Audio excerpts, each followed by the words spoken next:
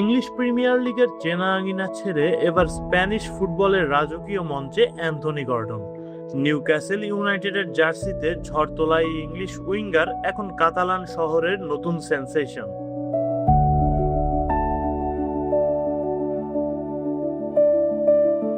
দীর্ঘ জল্পনা কল্পনার অবসান ঘটিয়ে বার্সেলোনায় পৌঁছেছেন গর্ডন।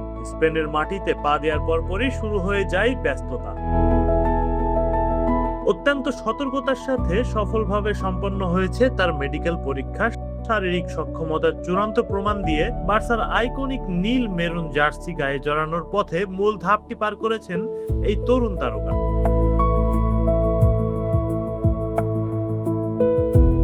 গর্ডনের এজেন্টরা বর্তমানে অবস্থান করছেন বার্সেলোনার স্পোর্টিং ডিরেক্টর ডেকোর কার্যালয়ে। চুক্তিপত্রের চূড়ান্ত শর্তাবলী এবং কাগজপত্রের কাজ সম্পন্ন করতে চলছে রুদ্ধদ্বার আলোচনা। সবকিছু ঠিক থাকলে খুব দ্রুতই ক্যাম্প নু এর সবুজ গালিচায় হয়তো নতুন কোনো অধ্যায় রচনা করতে যাচ্ছেন এই প্রতিভাবান ফুটবলার।